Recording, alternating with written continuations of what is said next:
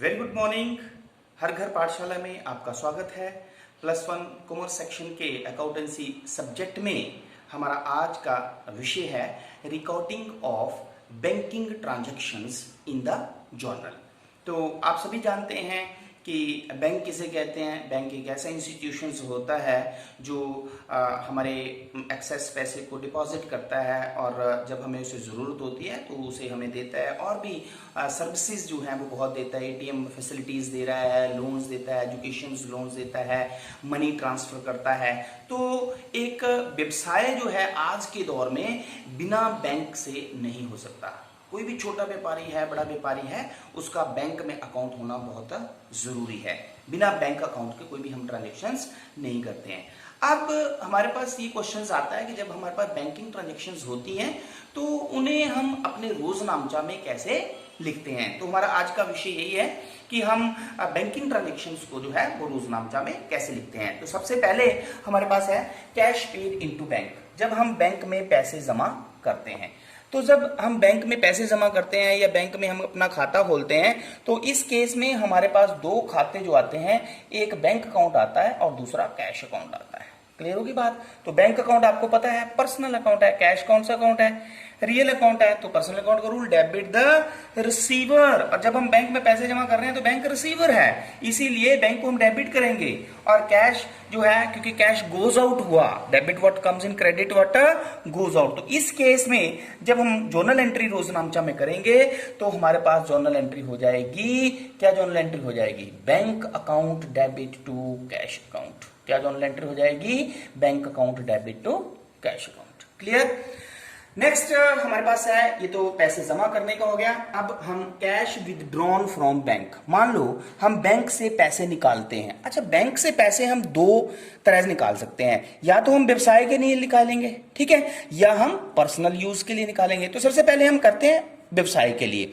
तो जब हम बैंक से पैसे निकाल रहे हैं व्यवसाय के यूज के लिए, तो हमारे पास एक हो जाएगा कैश अकाउंट और दूसरा हो जाएगा बैंक अकाउंट। क्लियर होगी बात। अब इस केस में क्या होगा? कैश अकाउंट हमारे पास फिर रियल और बैंक अकाउंट पर्सनल। लेकिन कैश जब हम बैंक से निकाल रहे हैं तो डेबिट व्हाट कम्स इन। अब कैश हमारे पास आ रहा है क्योंकि ये रियल अकाउंट है, तो हमारे पास जो है, और बैंक जो है हमारे पास गिवर बन गया, तो हमारे पास जो है अपोजिट एंट्री होगी। पहले हुई थी bank account debit to cash, लेकिन अब क्या हो गई? Cash account debit to bank account. Clear. उल्टा एंट्री होगी, क्योंकि पहले केस में हम बैंक में पैसे जमा कर रहे थे, अब हम बैंक से पैसे निकाल रहे हैं।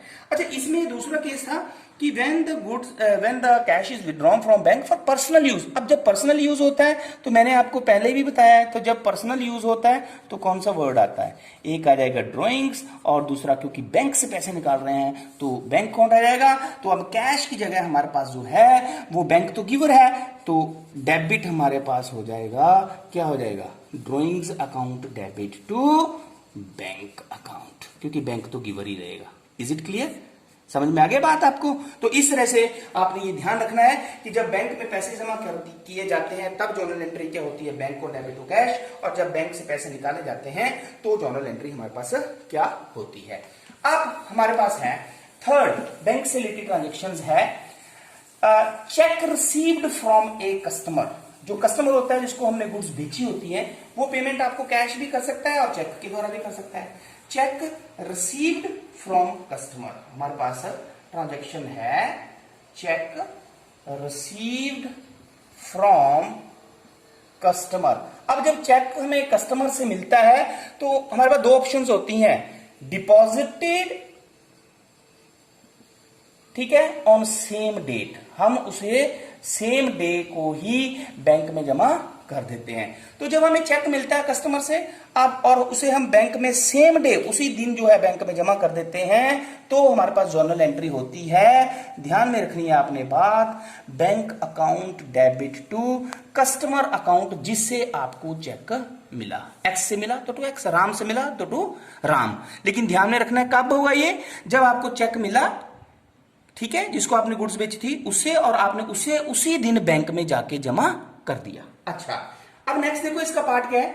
Check received from customer deposited next day, या सिंपल दिया है, आपको दिया ही नहीं कुछ भी कि ऑन द सेम डे। आपको लिखा है चेक रिसीव्ड फ्रॉम कस्टमर, आपको एक कस्टमर से जो है वो चेक मिला। तो जब आपको कस्टमर से चेक मिला तो याद रखना है आपने, इस केस में हमारे पास जो है वो चेक आया, तो आपके पास cheque in hand account debit, क्योंकि चेक आया ना आपके पास, तो cheque in hand account debit to customer, जिससे आपको चेक मिला।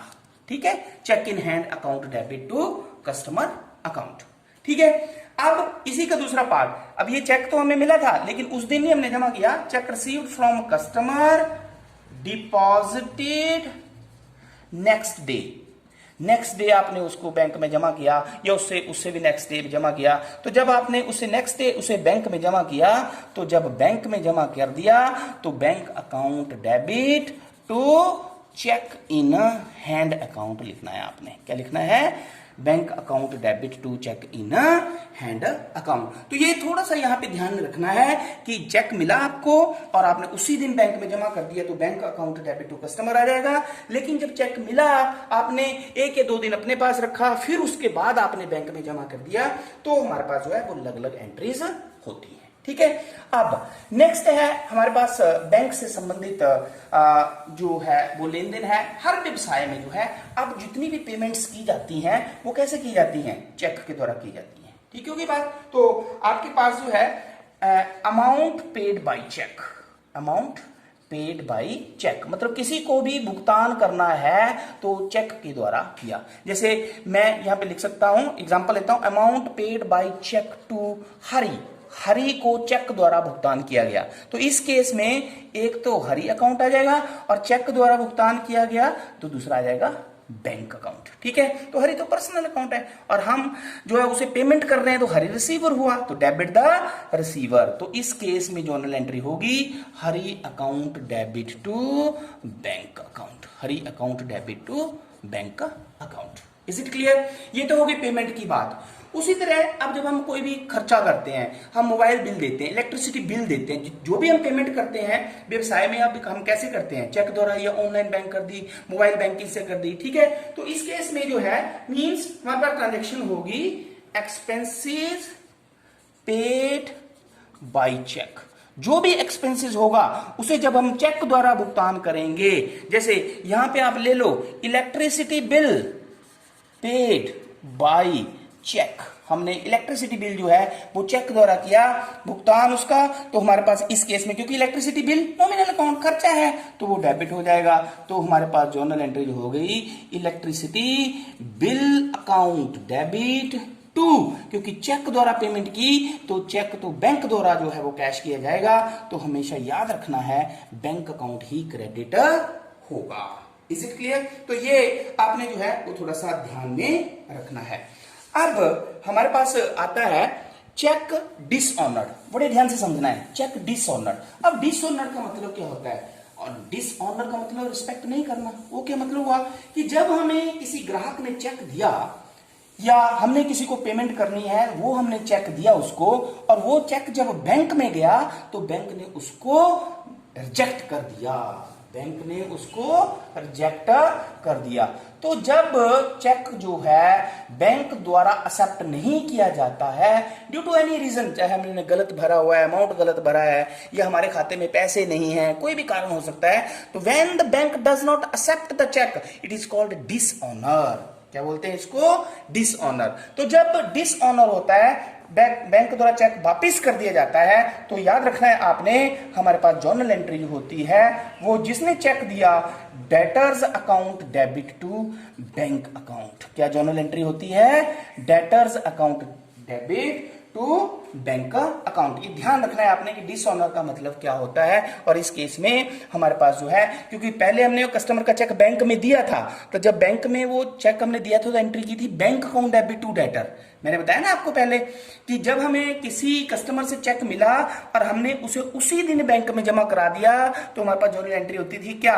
Bank account debit to debtors account. लेकिन इस केस में क्योंकि वो चेक जो है वो बैंक ने रिफ्यूज कर दिया, रिजेक्ट कर दिया, तो हमारे पास उल्ट एंट्री हो गई उससे, मतलब debtors account debit to bank account. Clear?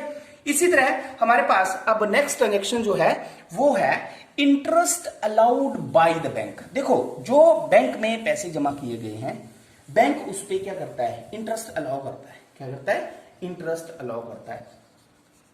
Interest allowed by bank, bank जो है वो इंटरेस्ट अलाउ करता है। तो जब बैंक अलाउ करता है हमें इंटरेस्ट, इसका मतलब हमारे जो उसमें बैंक में पैसे हैं जमा, उस पे हमें उसने इंटरेस्ट दिया। ठीक है, तो इसलिए इस केस में हमारे पास जो है वो दो खाते जो आएंगे, वो आएगा एक इंटरेस्ट अकाउंट और दूसरा बैंक अकाउंट। अब इंटरेस्ट जो है, क्योंकि हमने जो बैंक पे पैसे जमा किए उस पे हमें इंटरेस्ट मिला, मतलब व्यवसाय को इंटरेस्ट मिला, तो ये इंटरेस्ट व्यवसाय के लिए क्या बन गई, इनकम। अगर ये इनकम बन गई तो कौन से अकाउंट में आ जाएगी, नॉमिनल में। और रूल्स क्या होता है नॉमिनल अकाउंट का, debit all the expenses credit all the incomes. इसीलिए ये जो इंटरेस्ट बैंक द्वारा दिया जाता है वो हमेशा रोजनामचा प्रविष्टि में क्रेडिट किया जाता है।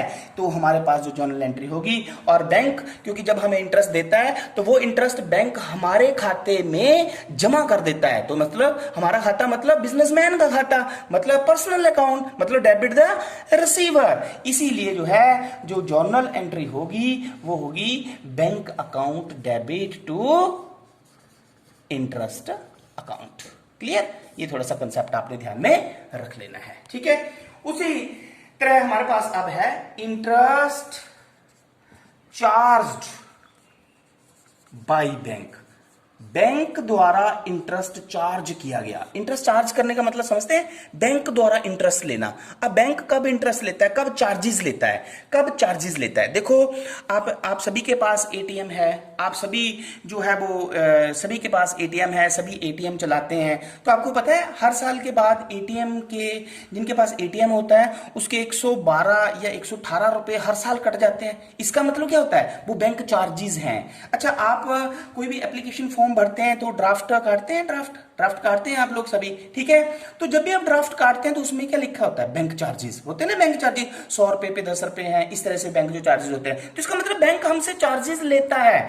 अब वो जो चार्जेस होते हैं, इस केस में हमारे पास जो है वो दो खाते जो आते हैं, एक जो है वो बैंक चार्जेस अकाउंट और दूसरा जो है वो बैंक अकाउंट आता है। तो बैंक चार्जेस क्योंकि नॉमिनल अकाउंट खर्चा है, तो debit all the expenses and credit all the income. तो बैंक चार्जेस जो है वो एक व्यवसाय के लिए खर्चा हो जाता है, इसलिए इसे हम डेबिट करते हैं। तो इस केस में हमारे पास जो है वो जर्नल एंट्री जो होगी वो कौन सी होगी, bank charges account debit to bank account. क्योंकि बैंक चार्जेस जो है वो एक व्यवसाय के लिए जो है वो खर्चा होता है। Is it clear. तो इस तरह से जो है आपने देखा कि आज के वीडियो में हमने बैंक से संबंधित जो लेन देन होते हैं हर व्यवसाय में, कोई जो छोटा है या कोई बड़ा व्यवसाय है, हर व्यवसाय जो है आज के दौर में जो है वो बैंक के बिना व्यवसाय नहीं कर सकता। हर पेमेंट चेक के द्वारा होती है, एक बैंक से दूसरे बैंक में पैसा ट्रांसफर करना पड़ता है, ड्राफ्ट द्वारा पेमेंट करना पड़ता है। ठीक है, तो कैश ट्रांजेक्शन तो बहुत सी कम होती हैं आज। ठीक है, तो हर छोटे व्यवसाय को, चाहे बड़े व्यवसाय को, चाहे बिजनेसमैन नहीं भी है, हम लोग जो हैं वो सभी जो हैं वो बैंक के साथ ट्रांजेक्शन्स आजकल करते हैं। ऑनलाइन रिचार्ज कर रहे हैं, ऑनलाइन बिजली का बिल दे रहे हैं, ऑनलाइन एक्सपेंसेस की पेमेंट कर रहे हैं। ठीक है, तो बैंक के साथ जो भी ट्रांजेक्शन्स होती हैं उसे हम रोजनामचा में कैसे लिखते हैं, आज हमने ये डिस्कस किया है। तो मैं आशा करता हूं कि लेन देन जो है बैंक से संबंधित उसे रोजनामचा में कैसे लिखते हैं ये आपको अच्छी तरह से समझ में आ गया होगा। Thank you very much.